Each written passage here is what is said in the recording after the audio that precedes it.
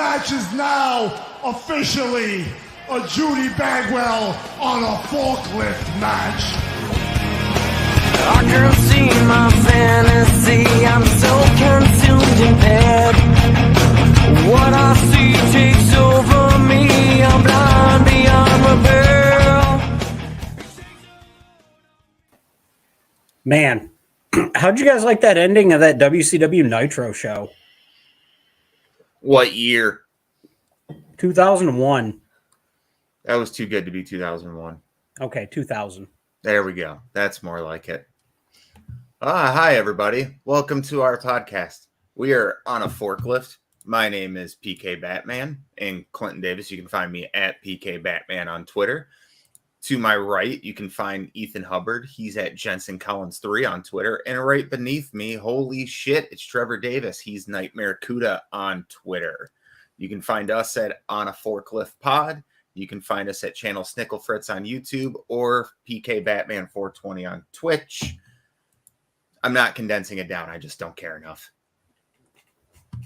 I'm two toddlers in a trench coat. What's everybody drinking tonight? I'm not drinking shit besides my own tears from how horrible this fucking pay-per-view has been built. There's one match I want to watch in this thing.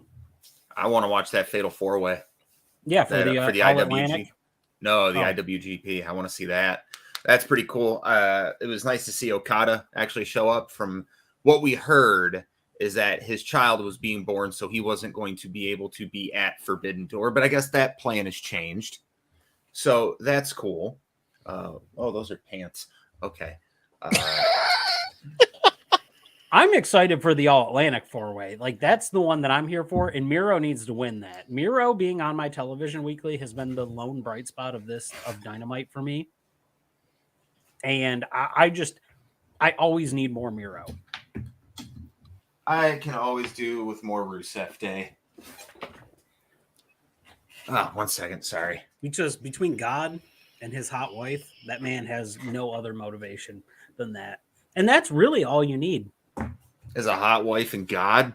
Yeah. I don't have either of those things. You got me, boo. What the fuck am I? I thought we had something, Clinton. Trevor was going to officiate our wedding. He'd look good in one of those little... I will stain the fuck out of this one. Bro. I literally tell you that I hate you on a daily basis. I have a shut the fuck up. It's terms of endearment. I don't know what you're talking about. My life is pain having to endure your bullshit. Thanks, J-Fam. Hey, welcome back to the chat. All right. Focus. Sorry, I'm kind of out of it. Let's talk about the Forbidden Door, in my opinion, because I'm going to watch the pay-per-view. I'm not excited for it. There hasn't been much of a build. Russ was absolutely right. They had to build this shit in 4 weeks. You could have slapped this shit in the middle of July and it would have worked better. It would have been a month out from Dominion and about 6 weeks out from Double or Nothing. It would have been smack dab right in the middle between Double or Nothing and All Out. Mm-hmm. Or I don't know what there is, but you know what? I don't even know. So the pay-per-views are staggered so weird. This is the only time. Yes, the backdoor, the Forbidden Backdoor. Mm-hmm. So this is the only time that it works Wild Horse's main for New Japan's schedule. Is it because they run their? No, it is because they run their pay-per-views at such a weird time that you either had this or July. And you know what? I don't think either one of them is right. I think Russ has the right timing to do it in December, but the problem is you're running up on Wrestle Kingdom. So you can't do that. You can't do it in November because then you're running up on Full Gear or whatever the fuck takes place. Push the G1 back a fucking week. They're not going to touch the G1 though. What the fucking okay? So let's do statistics there because there's 4 fucking blocks this year, which is an obscene amount. So let's say the person who wins the briefcase got pinned by 2 people leading up to it. They have to defend that briefcase twice. they could do that within fucking 3 months if fucking G1 ends in the middle of August. It's fine. It doesn't have, you don't have to push shit back. Like, this isn't like end all be all worst thing ever. Like, the worst thing to me right now is that they're building to 2 massive wrestling events simultaneously, because we have Blood and Guts next week, and the only fucking match that's announced is the Blood and Guts match, and we don't know who all the participants are in it. Mm-hmm. I have a question. What's up? Why the fuck is Silas Young on my television in 2022? I don't know, but the crowd fucking loved him. It's just, he's a Ring of Honor guy. We know that. Like, are you bringing a guy on television to put him down in a Ring of Honor when you bring a Ring of Honor TV contract back? That's fine. That's fine. But why is that? Why is that what Adam Page is involved in? Why he needed a jobber to beat, and you're not going to fucking have him beat, like, beat a Ring of Honor guy. What the fuck is that going to do to him? Bring somebody up from dark. Have him beat fucking Peter Avalon. I don't care. No, it was nice because it was a good showcase match for Silas, who I have a fun story about him, but it was a good showcase match for Silas for sure. Was that the Beer City Bruiser story? No, it was the time that Katie and I, my ex, we went down to Ohio for a wrestling event. Oh, yeah. Who's clacking shit? Not, it's jerky.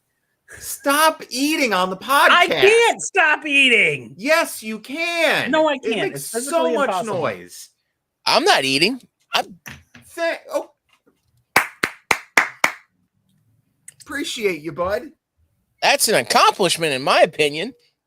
Wow. But no, we Wow. fucking went to this Thought we were negotiating tonight. Ring of Honor New Japan event down in Ohio, and everyone's tables for autographs were lines, except for Silas Young, who no one wanted to meet. So out of pity, I met him, and I forgot about him. Honestly, he's a very forgettable wrestler. The most I remember about him is the Dalton Castle shit. He's the last real man. Yeah. What Implicious said. Whoever the fuck that guy is. Yeah. No fucking idea who that could possibly be.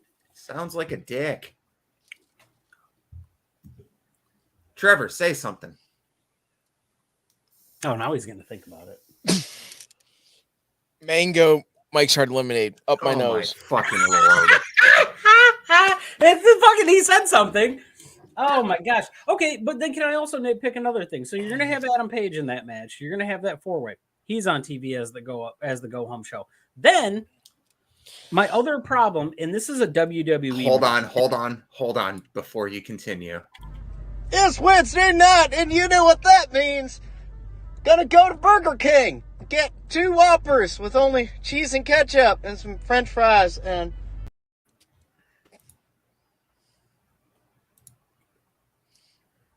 I'm going to lose my goddamn mind with the 3 of you tonight. Why? I haven't been on this podcast in weeks. I can like 2 check. weeks, Trevor. Jesus. Yeah, I can check you. It's not that hard to track.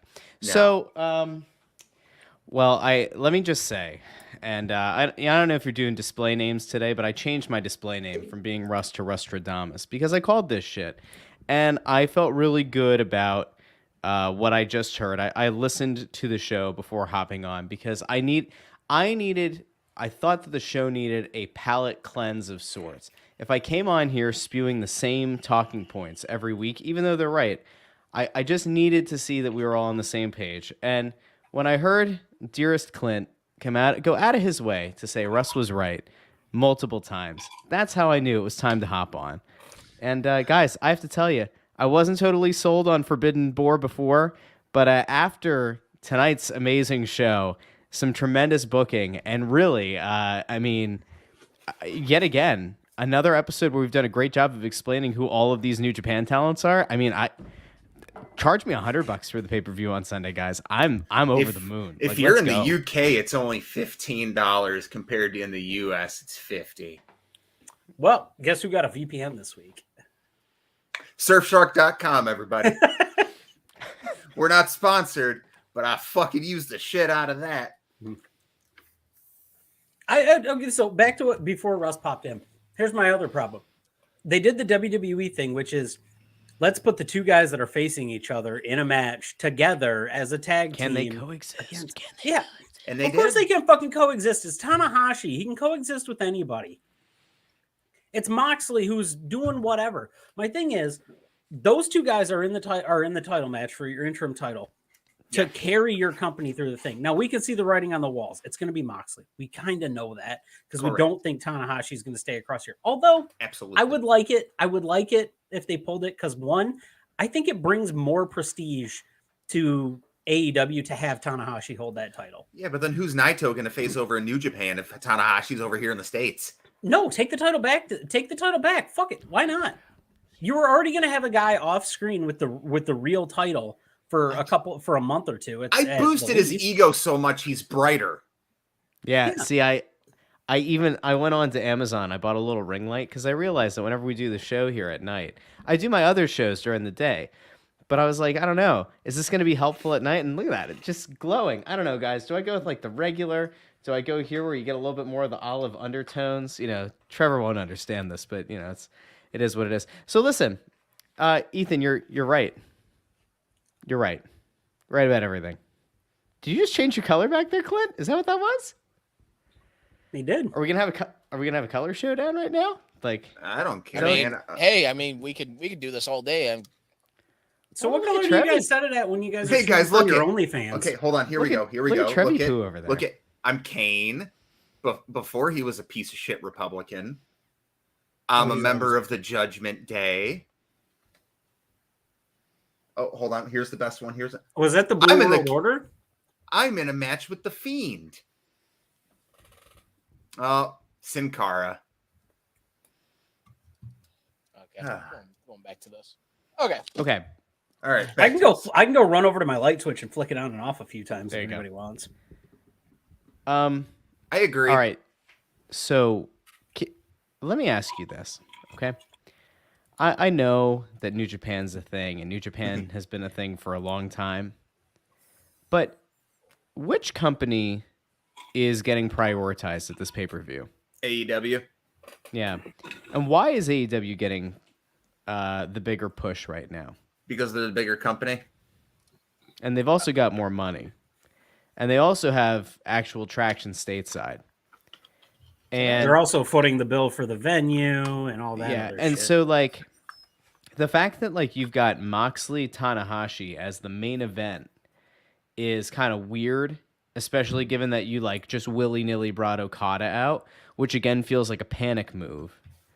It feels like another like panic reason to get people to go buy this pay-per-view that not a lot of people are that excited about. We like it's important, I think, at this point that like we draw a very distinct line, if that hasn't been done to this point, of like, if we're to assume that there are like 700,000 diehard AEW fans that tune in every week, and that balloons up to like 900,000 if like CM Punk or Bryan Danielson are on TV, it can't be that much, right? But like, let's just say that there's somewhere in that realm, 750. This pay-per-view, this like Forbidden Door thing that they've been doing for a month now, is catering to like the most diehard 200,000 of that 700,000. That's not good. That's not good at all. But is it because we are that diehard of the 250,000, and I don't feel like I'm being catered to? I don't have a vested interest in this show. So which that's even worse because right. But I mean, it's really bad if that's the case. Like that would be we're fucking marks. It's because we know what's going to happen. No, it's not even that. I can set that aside. I can set that aside. You can't show me. I can sit here and I can fantasy book I can fantasy book this pay-per-view out to try to make it better, and I have a very hard time doing it. You want to know how I try to make this match better? Pac doesn't win that match. Buddy Matthews wins that match. Aleister Black loses, and Penta wins. Pac goes against Will Ospreay, and that's the most interesting match I have on the card if you change it that way. That's all I have, because I can't book this any better with the injuries that AEW is bringing into the pay-per-view. I can change one match and make it better. As much as I love Tony Storm, I would have rather seen someone like a Mayu Itami or Aguila come over from Stardom. No idea who either of those two people are. So let's go Well, to the hold on, 70,000. hold Or you can get fucking Kyrie Hojo, Kyrie Sane, fucking from 65,000. WWE. Oh, okay. I know who she is. Okay. Yeah, cool. because she's wrestling for Yeah. Stardom. You could have brought her over for a match with Thunder Rosa. Trevor, go ahead. Okay. When the hell did the Young Bucks become members of the Bullet Club again? Didn't you hear them say one night only? One night only. No. Another stupid device to get you to another match that means nothing. And also Sting. Against the dudes with attitude. Like, a lot of that crowd had no idea who Okada was. It was awkward. It wasn't translating with casuals. And yes, Khan's pandering to a niche audience, which won't show much real growth. You're right. You're right. Well, the Okada thing is so botched. Again, it reeks of desperation because if you think about the end of Double or Nothing, Punk wins. Like, I get that conceptually they didn't want to go with champion versus champion at that point with Okada versus Punk, but like, would it not have made more sense to have a New Japan guy show up at the end of that pay-per-view? Wouldn't it have made sense to have Okada show up at some point, like in the weeks leading up to this? Why are you pulling the emergency, valve on it right before the pay-per-view?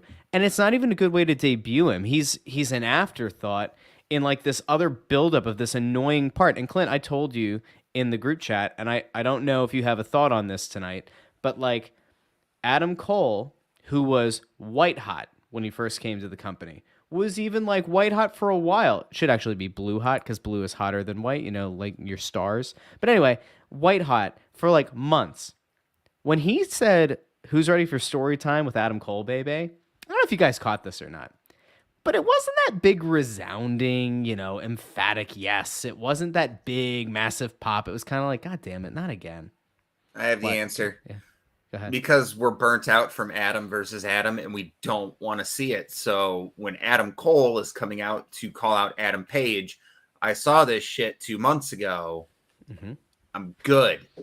Like it's when you play 2K22 and they have GM mode and you try to put the same wrestlers in another match after their rivalry is complete. And it says, what does it say, Ethan? Oh, it says something about it being burned out. But let me tell you what. Burned out. Kevin Nash versus Adam Cole at WrestleMania is the ultimate rivalry move, in my opinion. Shut the fuck up! There it is. Number 2. Oh, baby. Can we set a goal for 10 tonight? Nope. Don't want to aim that high. No. I don't want to be negative. I want to try to find a positive to like look for in this. But Moxley versus Tana Hoshi is gonna fuck. I'm not excited for that at all. That match is gonna fuck real hard. I will tell you that I don't think Tanahashi in this match tonight. No. And Tanahashi versus Moxley, meh. That fatal 4-way IWGP championship match is gonna hump. That I would rather have seen as the main event. But you already stooged off that it was going to be for the interim belt, which is another problem. Again, you're going to foot the bill, whatever, have the pay-per-view swell. Like, thanks. But the IWGP title, conceptually, as an actual title with history, should probably main event the pay-per-view over the interim title. I don't think that the Moxley-Tanahashi match is going to be great. I think it's going to be okay. Tanahashi doesn't look like a guy. I don't know. Watching tonight, it doesn't give me like chills. It doesn't give me like the way that JR has kind of talked up what Tanahashi is or has been throughout his career. Like, to me, he kind of looks like I don't want to say Jericho, but like he doesn't look like a prime stage wrestler. So I don't get it. And Moxley does the same thing every time out. He's going to bleed. We're going to have some hard-hitting moments. We're probably going to have like a chop each other in the middle of the ring, some slapping each other in the middle of the ring, and then we just go, all right, cool. Yeah, like Tanahashi didn't look great tonight. Going through some of these viewer comments. By the way, does anybody know where Justin Roberts has been? He's been out. I probably has COVID. Yeah, that is a decent point to bring up. It could have bad turnout or low pay-per-view buy. Hurt AEW's relationship with New Japan Pro Wrestling? I don't think so. They know they are booking against the wall. They don't have Kenny. They don't have Punk. They don't have they're putting all these big guys. Like, why are the Young Bucks in an 8-man tag? Why is FTR in a fucking 3-way tag? I just don't. There's too much. There's too much going on with nothing making sense. Mm-hmm. And I have to talk about something positive. And unfortunately, I can't find it with Dynamite and with New Japan right now. So I'm going to take us to the realm that we hardly venture into. And I want to talk about a very positive thing from Raw. Have a good night, guys. Oh, no. It's just one thing. Wow. Is Russ going to dip on us for this? I'm just kidding. Ezekiel, Elias, Elrod. Oh. Absolutely. They pulled that off to, like, in the way of WWE pulling things off, they pulled that off to perfection. Like, I thought that whole segment was so well done. And you know what? Big problem. Clinton and I were the biggest critics of Elias. Like, NXT days Elias. The fuck out of him. Oh, we ribbed him so bad. Him and his goddamn bedazzled jeans. Yep. And you know what? That dude has all the respect in the world. He is a fantastic character wrestler. He looks good. He's a good body guy. He's not going to ever be your main event guy, but damn, has he picked a niche for himself? And somebody picked a niche for him and he ran with it. He's done a great job. I shouted at him that Brie Bella was a better wrestler than him. And if I ever meet him, I need to apologize for saying that. He probably didn't even hear it, but I need to apologize to him for saying it. Because he's phenomenal. That is one reason to tune into Raw every week, is to see what's going on with Elias, Ezekiel, and Kevin Owens. Mm-hmm. Kevin Owens is a big part of that. That's a big part of the success of that.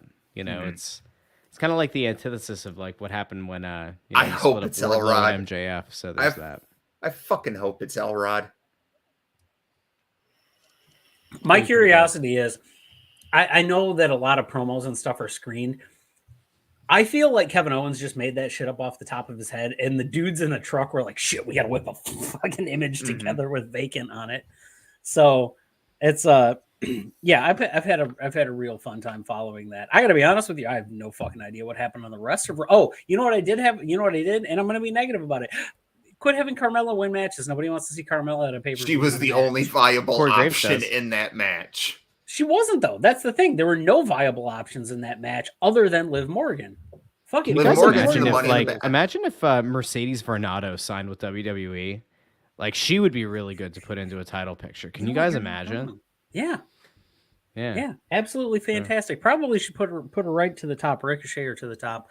Put her in like the women's tag division, and then just like let her rot there for a few months. Yeah, be fine. Yeah. Team her with somebody like I don't know, one of the Usos' wives, or Pamela Martinez. You know what though? I think she'll be back. I think so. She had a good run when she was there, and I think she'll be back. God damn it! Give me Bayley. Give me Bayley. Bring Bayley back. Bayley needs to win Money in the Bank. That's all I need. Hey, we want some Bayley. I just want to hear ding dong hello. And okay, so hold on. I know we all like follow Sean Ross Sapp on Twitter. He's probably the best person out there. He does that Quizzlemania shit, and he goes fuck hello, and it's I want a t-shirt that says fuck hello on it. Another positive in the realm of WWE this week is that rumors are that Triple H has taken back over control of NXT, which might make it watchable again. I would start watching it again at that point. You saw the 2 months later Wardlow run that they did. The exact same fucking instance. I know it's wrestling. You're wrestling cyclical. Things happen. Things happen again. I mean, yeah, Steph is essentially women's wrestling. You know, she invented it, obviously. Yeah, she was a big part of the women's revolution. She was the women's revolution, you ignorant slut. Dwight. She won she run the Face of the Revolution ladder match and got the big Sonic ring. That one? Oh, different revolution. Sorry. Trevor, right, so say back to something. Complaining about New Japan. I'm saying something. Okay, I could say something. Jericho can't throw a punch. Wow. Huh, let me put that in the no shit pile. We've had Trevor. Trevor's been locked and loaded, and that's what he came out swinging with. Jericho All can't right. throw a punch. Sammy can't take a fall. I see. Sammy was bouncing Sammy- around like he was fucking Tigger. He was just. Yeah, it's like boing, boing, boing. Also, Sammy can't throw a punch. Hold on, Did hold you guys on. see I the need, real I need life- Trevor to do boing, boing, boing again. Trevor, can we get that one more time? I missed that a little bit. Fuck you. All right. Hey, Clint, make sure you timestamp this. We need a GIF. We need a clip for social. Yeah. Boing, boing, boing. Yeah. That was aggressive. no, He's spicy over there. there was He's hate getting behind himself all that. worked up There's again. hate because I never can get a word out. So yeah, You're Boing. speaking right now. Thank I know. you for saying boing again. but no, the whole ending of Dynamite was a clusterfuck. That's Just all the I can- ending? Just the Oh. ending? I mean, yeah, the whole thing was a clusterfuck. So there's That's like, somebody that I that's like I'm just gonna walk up and go, "This is what everybody's going to do," and just botch the whole fucking thing. So somebody that I know agree. who works and has worked for a bunch of these top promotions. I texted him before Dynamite tonight and I said, "Do you have any thoughts on Forbidden Door?" And his response to it was like pretty straightforward, but it was like, "I'm not watching this shit until Forbidden Door is over."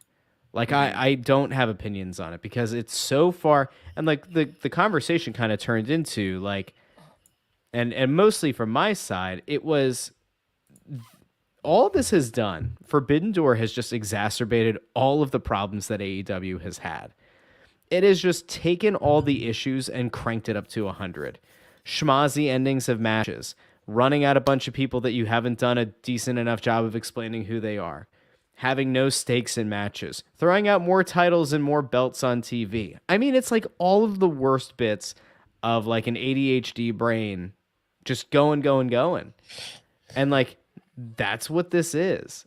And the sooner it's over, the better. By the way, I do... That was so fucking loud. Why? He like put it into the microphone. So He made that can deep throat the fucking microphone as he opened There it is. So There you go. Ethan, There's your can I- opener for Ethan, let me- Soapbox. Ladies and gentlemen, me- Linda Lovelace below me. Ethan, let me ask you a question. Is Yeah, what's it up? when you look at what Forbidden Door is supposed to be, Mhm. does it cheapen Forbidden Door to see in these past few weeks and even like leading up to the pay-per-view that more unknown or like lesser known New Japan guys are just fighting against like mid-card AEW guys? Like, isn't the whole point of the pay-per-view supposed to be like the dream matches and like this is where we're finally going to get cross-promotional battles, but instead like you've just spent weeks doing the shit on TV anyway? I'm going to give you 5 names. I'm going to give you 5 names that are not on this card, either by injury or by anything else. And this is why. Tetsuya Naito, not on the card. Big name, New Japan. CM Punk, big name, not on the card. Bryan Danielson, big name, not on the card.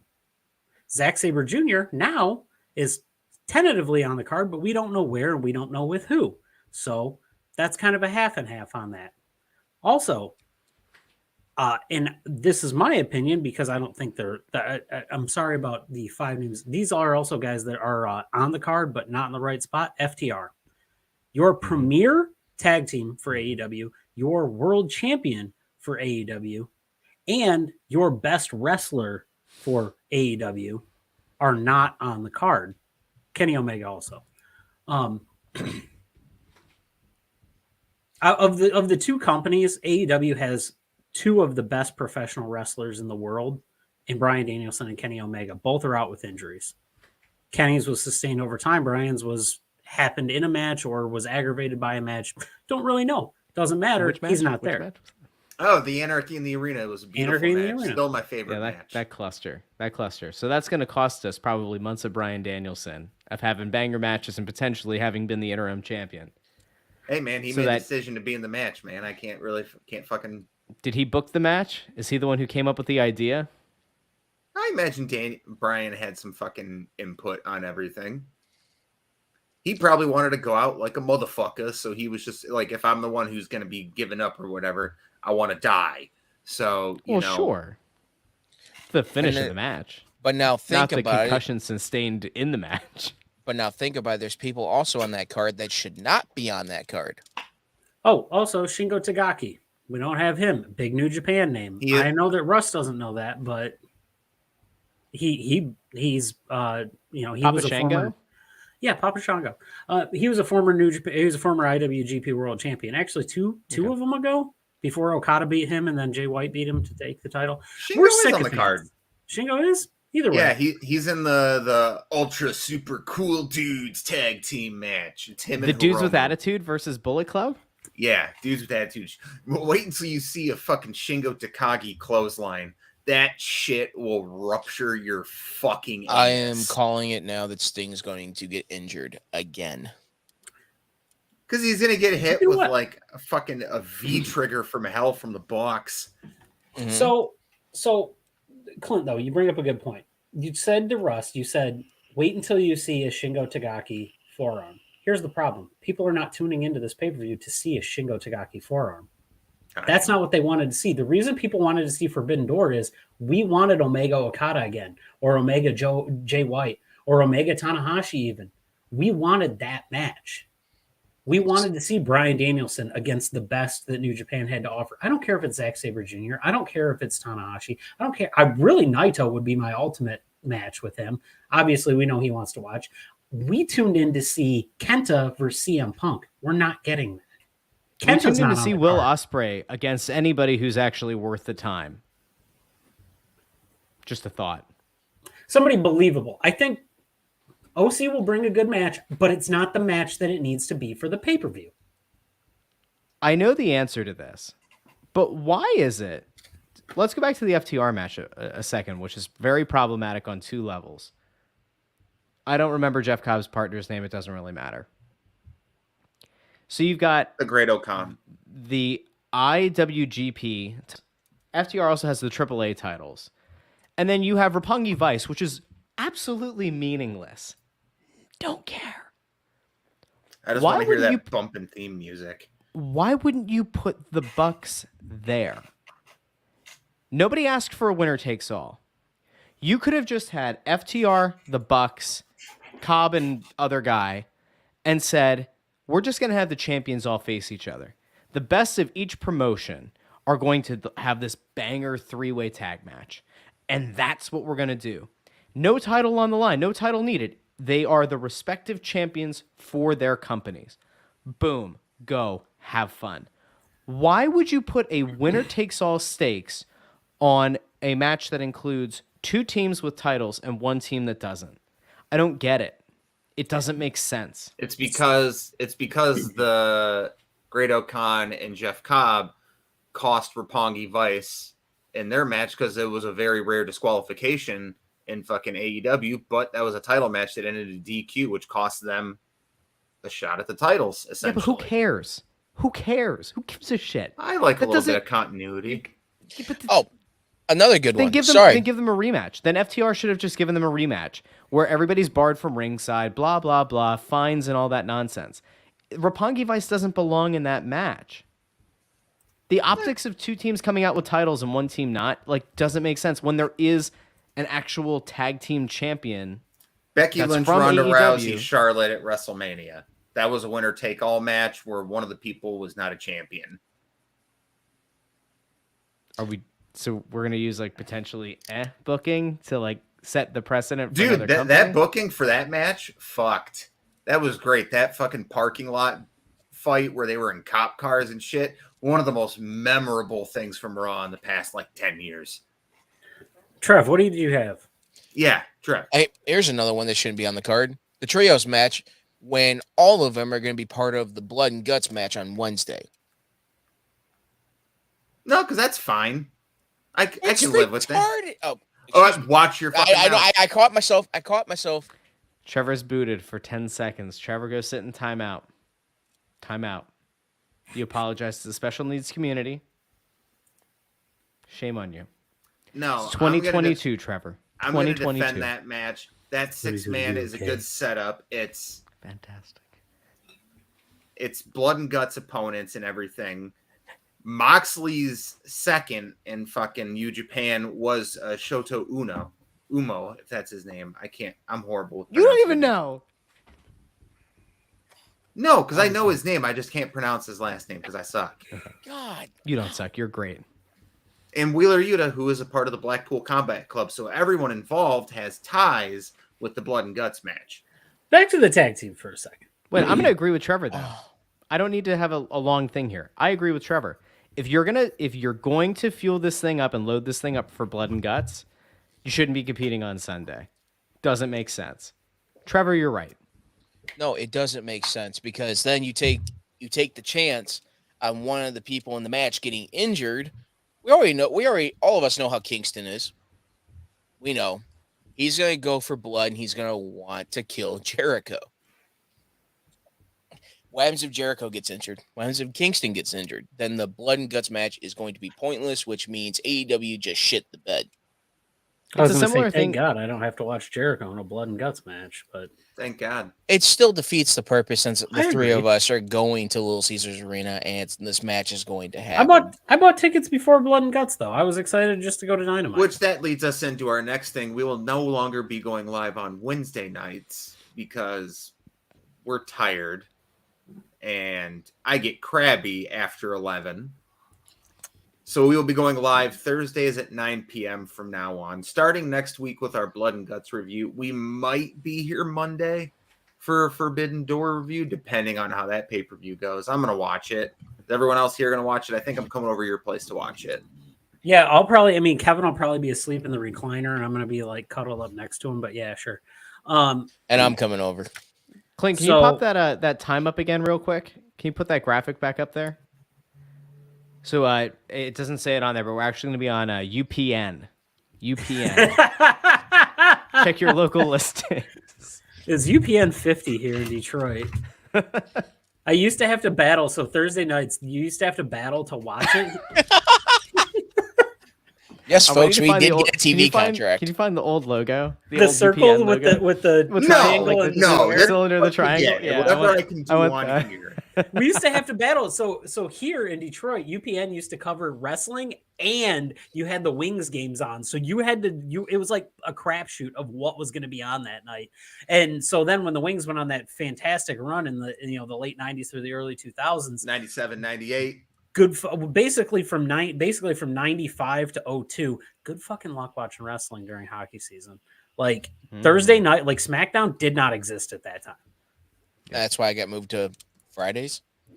I think. No, that was just they filmed it on Tuesdays anyway. So, anyway, back to that tag match. You actually bring up a good point though. If you put the Bucks in that match instead of Roppongi Vice, that's a tie though because of all the time that the Bucks spent in New Japan. It makes more sense anyway from a booking standpoint. They're a bridge. They are a bridge tag team. Roppongi Vice is as well, but they're not established in AEW as the tag team. Trent is, Rocky's not. Yeah, because if you were to take the match that the Bucks are in, replace it with Kyle O'Reilly and Bobbles Fish, who is, God damn it, yeah, Russ. Bobby.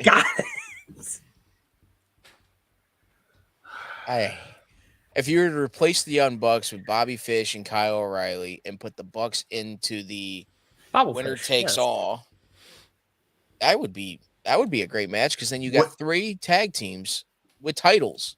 Winner takes all in a triple cage match from WCW. We're bringing it back. All three belts are strung up at the top. And who's waiting at the top with a guitar? Fucking David Arquette. And you got to make it through him. Ooh. Ethan, did Trevor just say the same thing I said 10 minutes ago? Did I miss that? Or Jeff Jarrett. I don't know. Hey, really quick. Remember how Jay White, like when they initially announced the pay-per-view, Jay White and Adam Cole said it was going to be all about the Undisputed Elite and the Bullet Club? So what happened there? Because I don't know if this is like part of the long play, but like we always talk about the fact that like things go so start and stop, but like the seeds of doubt that were being sown about like Adam Cole and Red Dragon and the Young Bucks and maybe bringing Hangman back into it seems to have died, seems to have stalled. Maybe it's because Kenny's like actually farther out than they had hoped he would be after all the surgeries. But like that whole thing has kind of died off. And like, this is where I come back to, you have the rights because you're partnered with New Japan to like use New Japan Video. You have the Ring of Honor library. You have all of your own archival footage. Why is there no mention on TV about like what the hell the history is of the Bullet Club or the Undisputed Elite, or like a little bit of history about like what happened here? You could spend 5 minutes total over the course of like the 4 weeks to build up to this to give people like a better idea of what's going on. It just feels like they've once again just kind of like missed the mark here. And you've been beating this dead horse for like 3 weeks now. Basically, the bed. Sorry. Am I weird to look into this and think that maybe Kenny's not that far off, but they're just doing a horrible job of, instead of pull the trigger and bring him out now, they're just waiting for him to come out at the pay-per-view? Like, I don't know. I don't know anymore. Can we get through Forbidden Door and like get back to wrestling? Like get back to the storylines that we were trying to build to. Get back to going to All Out. Get back to fucking Money in the Bank at this point. I figured out what this is. They're like, people who understand this will understand it. So in soccer, right? Like in European soccer, you've got your each league, right? You have the EPL, you have Serie A, you have La Liga, Bundesliga, Liga 1. So they all are like doing their own thing. They're doing their own respective seasons. And then over here in a parallel universe, you've got the Europa League and the Champions League, where you're like crowning the champions of Europe, right? And like none of those results impact the specific leagues, right? Mm-hmm. But like it exists over here and it happens at the same time. And like there's scheduling that has to happen. This whole thing with Forbidden Door would be like that, except it's eaten up all of the AEW programming. So you haven't had a way, and you still don't know how to book the YouTube shows in a way that like you could have continued storylines, which is why it feels so disjointed. And that's why there are like so many people right now who are just saying, get this pay-per-view over with. Can we talk about anything positive right now? Because we've been on this for like 20 minutes now. Tony Storm might beat Thunder Rosa. Thank That'd God. Be positive. I think so. I think that would be exceptionally positive. You're going to bring presentable face to the company. You're going to bring somebody who's actually not, who you don't hear about backstage heat from. And I'll be honest with you, we don't try to go down this road, but Tony Storm's a bombshell and super marketable. Mm-hmm. All right, here, I got an idea. How about we do predictions in the positive way? If there's going to be any interference, if there's going to be it's going to be an actual good match. Yeah, positive. Let's do our predictions for it. Let me get a Word document up. Here's a positive. I don't think that there's going to be a lot of schmozzy endings to matches, right? Because there's nobody else to come in. There's nobody else, unless like they're going to do a Ring of Honor invasion story, or like, yo, what if Impact shows up? What if Impact just like shows up and messes up the main event and says like, what, we weren't good enough? You guys work with both of you work with us. We weren't good enough to be part of this thing. And there's just like Impact screws up, multiple matches on the pay-per-view. That'd be something. Can I say that I think that would save the pay-per-view? Like in general, like it's got a weird option to actually do that with the talent that's there. Okay. On the Ring of Honor side or on the Impact side? Impact side. Well, because the Good Brothers are part of Impact, who are part of the Bullet Club. I think that would bring a very interesting added and welcomed angle.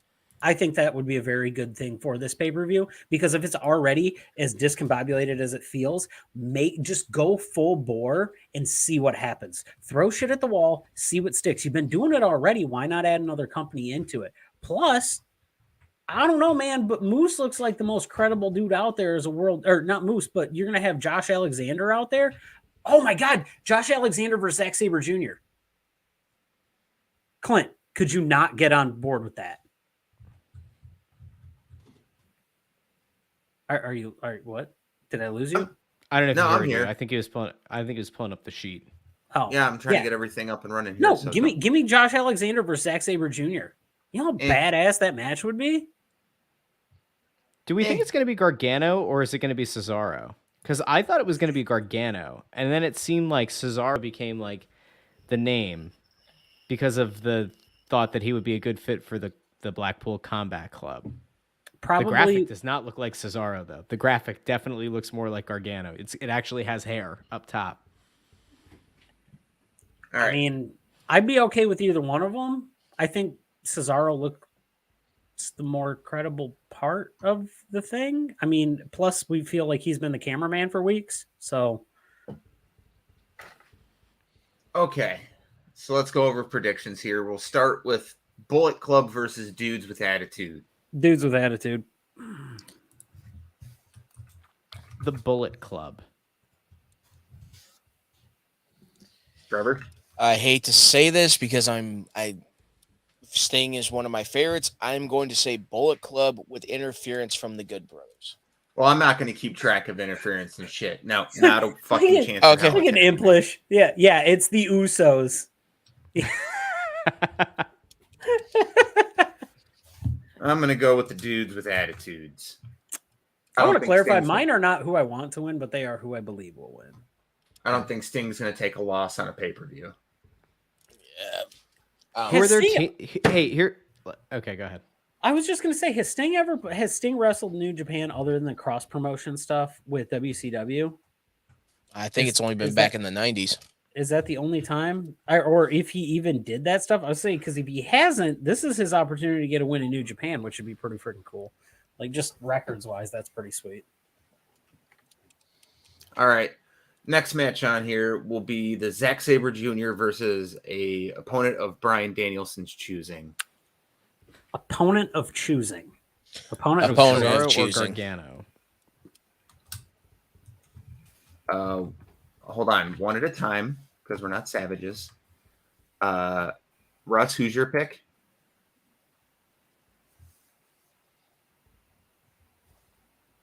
Come back to me. Trevor? Opponent of Brian's choosing.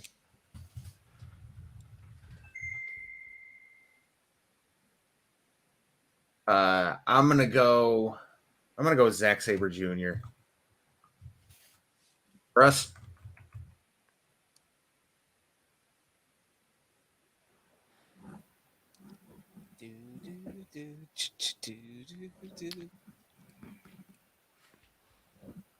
Tony Khan likes signing guys and then having them lose their first match. I guess Zack Saber. All right, next match on the card. FTR, United Empire, Roppongi Vice. I'm going to go FTR. FTR. It better be FTR. FTR. All right, so this match isn't going to count. If they put the belts on Roppongi Vice, I might die. I might actually break my TV. Thunder Rosa versus Tony Storm. Tony Storm. I feel like this is going to be another wash, so I'm going to take the Thunder Rosa route, even though I want Tony Storm to win. Thunder Rosa is going to win with interference. Well, She's turning heel, folks. all right. She already is. She doesn't know yet. She's Cody Rhodes. She's Latina Cody Rhodes. She's Codilla Rhodes. I'm going Codilla Rosa. Calles. I'm going Rosa as well. I don't see a neck tattoo there, Trevor, so sorry. Will Ospreay versus Orange Cassidy. I mean, like for optics, it's got to be Will Ospreay. I don't like it, but it's got to be Will Ospreay. I know I'm going to lose. I'm just going to say Orange Cassidy. Take the shot. Play the field. If anybody's got a brain, it better be Ospreay. If Ospreay loses to Cassidy, like that is a fireable offense. Lay Sex God with Minoru Who did you pick, Suzuki. Glenn? What was Oh, your I said pick? Ospreay. Okay. Yeah. Lay Sex Gods in Minoru Suzuki versus Eddie Kingston, Wheeler Yuta, and Shada Umino. I butchered that pronunciation so bad. Jericho. Yeah. I'm saying the same. Yeah. Unfortunately. Jerkaway Society? Jerk Off Society. Yep. Jerk Off Society. Wash.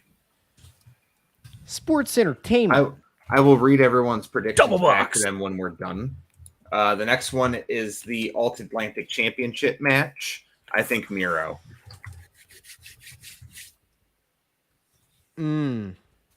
This is the best match on the card, or it Yes. should be. Should be. It could be. Man, I want Malachi. I don't think it'll happen. I should pick it based on who I think will get it, but I'm gonna pick Malachi. Oh, we'll see if Joey wants to come and eat a pie again. Trevor. Miro. Yo, imagine if Miro submits Ishii. Mm-hmm. And that'd be pretty tough. I'm gonna go outside the box and I'm gonna say Pack. All right. 1, 2, 3, 4, 5, 6. That's 7 matches. Really quick, do you guys think it's a bad do you think it's bad booking or like a bad idea that they're now doing the Fatal 4-Way for the IWGP title? That's the next match we're going to talk about. And they're doing a 4-Way for the All Atlantic? Yes. Which brings us to the IWGP Heavyweight Championship match. Jay White, Okada, Adam Page, and Adam Cole. I think Okada wins it back. I'm going to tell you how you fix this match.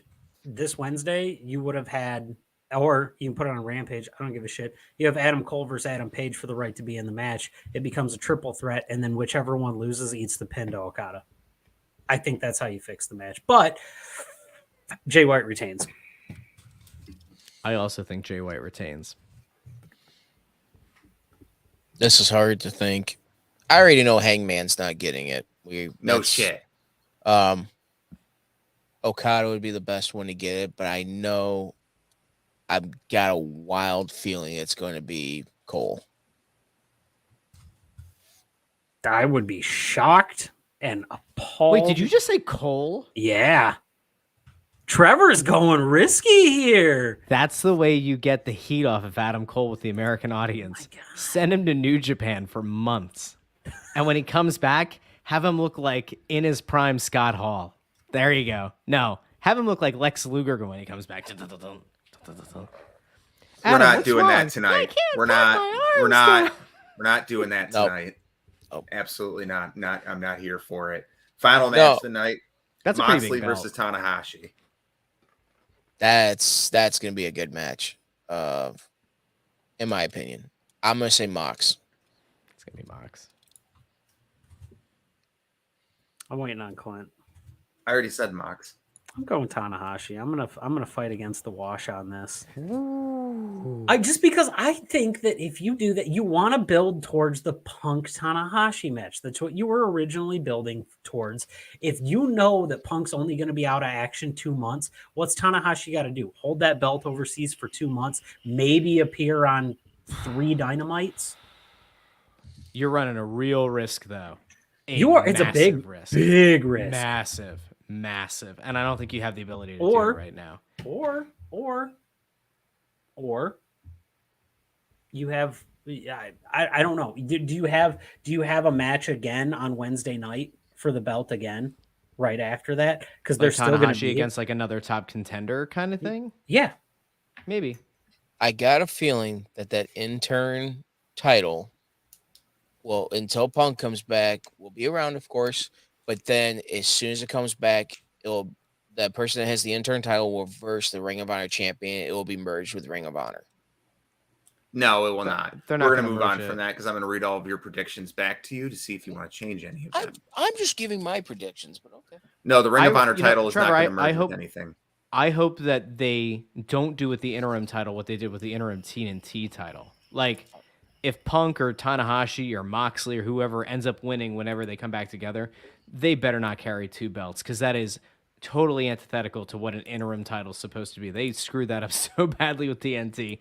You don't do that here. No, I agree with you, but that's why they just need, when they have the match, to get rid of it. Ethan, the interesting thought is if Tanahashi wins that, then yes, and like let's play the hypothetical Tanahashi wins. Mm-hmm. That would kind of subsequently imply that like the IWGP should go to one of the AEW guys, right? You would think.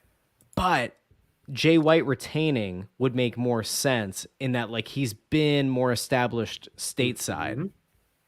So, like, what an interesting kind of thing that plays off. Like, oh, the New Japan guys both went over, but then Jay White's kind of like, I'm the catalyst. It doesn't matter anyway. Like, I'm the one who pretty much founded this place. And like, that's a storyline that can carry you. Like, he's good enough on the mic.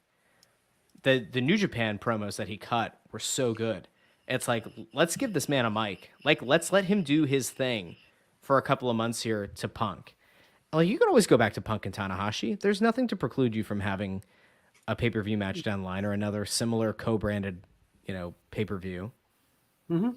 But boy, putting the belt on Tana Hoshi, who can't cut a promo in English, for 2 months while you have all these other injuries and like lack of star power, that is Well, that's what I'm saying. I mean, that's an ultimate leap of faith. It is, but it would be an interesting risk. Clint, what do you got for us? Ethan, your picks were Dudes with Attitudes, the Brian choice, FTR, Rosa, Ospreay, Jericho, Pac, Jay White, and Tana Hoshi. Russ, you have Bullet Club, Zack Saber Jr., FTR, Rosa, Ospreay, Jericho, Malachi, White, and Mox. Trevor, you have Bullet Club, Brian's choice, FTR, Storm, Orange, Jericho, Miro, Cole, and Mox.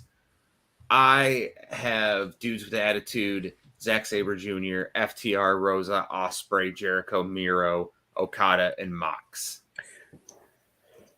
So I have there's one thing, then there's a question in the chat that I want to answer. I have an outside liar that I would really like to see face Zack Saber Jr. It's Jonathan Gresham. That'd be fun. I'd be very down to see that, because if you want to bring him back as the ROH champion, it's a good time to get some cross promotional. And Jonathan Gresham's A, good on the mic, B, he's good in the ring, and C, he travels well anyway. Plus the whole octopus thing with the foundation and stuff, it works really. It works, in my opinion, if you're going to bring somebody in for a reason of that. And Danielson's been known to be high on him.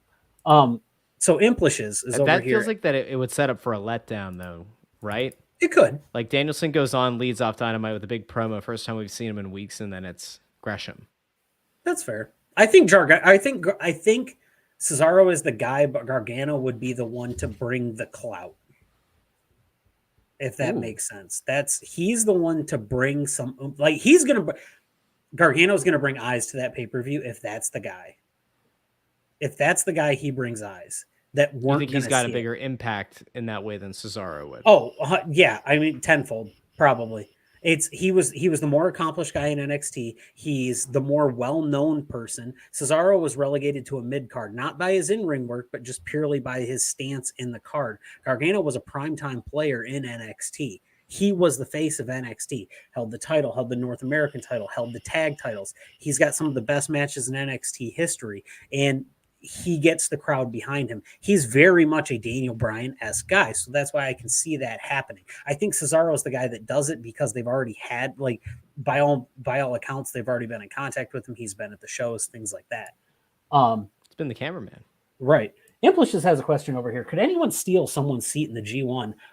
I don't think so, but I don't know. I mean, New Japan usually doesn't work around with fuckery like that, to where, like, somebody's coming out to the ring and it's like, no, yeah. They throw the proverbial, like, shepherd's hook on them and pull them back. I've never seen that happen, but, like, I don't know. It could. When is the G1? Starts in July. Oh, yo, the Impact Invasion angle is brilliant. They mess up this pay-per-view and they screw up the G1. I love it. Let's go. We just booked it.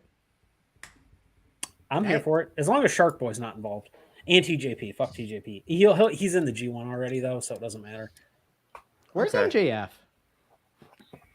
You know what? That's another guy that's missing off this card that would have been great. MJF versus Naito would have been fan-fucking-tastic. Am I wrong, Clint? No, not really. But that's the guy that Naito could have faced and walked the next day. Clint, give us something that you're positive about. Give us something that you're looking forward to, since we've been so negative. You have to be looking forward to something this week. Has to be. Have to be. Which match is going to surprise us? Like, which match is going to, do we have lower expectations for that's going to, like, pop off the page? Whoever's facing Zack Saber Jr., that match is going to be really good. If it's if it's a Gargano or if it's a Cesaro, that match is going to be really good. Who does Zack Saber compare to? Because I haven't seen him before. Bryan Danielson. Really? A very skinny, lengthy Bryan Danielson. Okay. Trying to think of, okay, I've got one for you. Imagine somebody with Bryan Danielson's athleticism, but Dean Malenko's in-ring work, like back in the day, like 90s. He's got the athleticism of a Bryan, but he's got that like just pure technician work like that the popping, Malenko had. The snappiness kind of. And the cockiness of a Diaz brother. Oh, I like this. Zack Saber Jr. Like he's pinned people doing like this back flex while flipping the audience off while he's like standing on his head with a bridge. God. Russ, you should go back and watch some of Zack Saber Jr.'s WCPW matches. I His think you would just have to do that. Yeah, I think you would enjoy those. Is real good. It's known for the loudest Walter chop ever. His name is Gunter. Okay. I'll never acknowledge that. Gunter. Wow. You know what? Hey, I've got a positive thing to talk about. So last week, I was not on the show. Implishes and we were up north. We're golfing, having a blast of a time. Friday night, we're watching SmackDown. We're upstairs. So we get the typical, one of the people we're with, they're like, you know, that's fake, right? And we're like, both of us, it's predetermined, that thing. So we start talking about something. However, Fabian Eichner, whatever the fuck, is that what they're calling him still? Fabian, or who's the fellow with him? Oh, Ludwig Kaiser. That's it. Yeah. He's with Gunter on TV. So they're there, and she looks, and she sees him holding that title, and she goes, that man has massive hands. And I was like, you are correct. He does. So I proceeded to show her about a 3-minute compilation of Walter just absolutely caving chests in with his hands. And she goes, wow, I guess that's really not that fake, is it? And I said, no. And there's a beautiful shot of the first chop that he gives Ilya Dragunov in Progress 95, I think is the match. Clint knows the match that I'm talking about. Ilya has nothing on his chest. He hits him so hard. It's just this immediate handprint. Like he was touched by some ethereal being. And you're just like, how are you still walking? And this is coming from somebody who's taken those before. Ow. I can feel that through the TV. Ow. And so she looks at it and she goes, okay, that is real. It is just predetermined. And I'm like, we have converted one. We did something. And you know what? If that's all we do with this, I'm happy. I convinced my wife to watch Dynamite a little bit tonight. And when Ospreay tried to stop Orange Cassidy's momentum, I think that was leading to a DDT, and he stopped him. And she goes, I think he just tickled his butthole. I'm pretty sure he did. And I was like, what? She's like, he definitely just tickled that other guy's butthole. And I was like, nah, I didn't. So I'm like, nah, you didn't see that. There's no way. She's like, nah, you got to rewind it. My wife hates rewinding TV. Hates it, right? And also doesn't really care about wrestling. So, you're like, of course I have to do it. So I rewound it because got to prove that Ospreay didn't, just tickle Orange Cassidy's butthole. And he might have tickled his butthole, guys. There's some placement, and he's trying to stop the momentum, but there might have a little, massaging the old chocolate starfish. We're gonna sign off on that note now, guys. Wow. Oh my goodness. My name's Clinton Davis. You can find me at PK Batman. Y'all can say your own stuff. Hi, once again, I'm two toddlers in a trench coat. You can find me at Johnson Collins 3 on Twitter. I'm Russ Joy. Find me on Twitter at JoyOnBroad. Looking forward to some very intelligent discourse about professional wrestling this week. And holy shit, it's Trevor Davis, a.k.a. Trevor Steen, and you can find me at Nightmare Kiddo. And you can find us at On a Forklift Pod. Also, catch Russ's weekly delusion to the world of professional sports betting on his podcasts as well. Good luck in your NBA draft this week. Big shout out to our hometown boy, Mo Exciter, for winning the Calder Cup trophy. And as always, we love you, Judy. We love you, Judy. Join us next week at 9:00 on Thursday. We'll post on our Twitter on UPN. We're fucking idiots. Welcome to the shit show.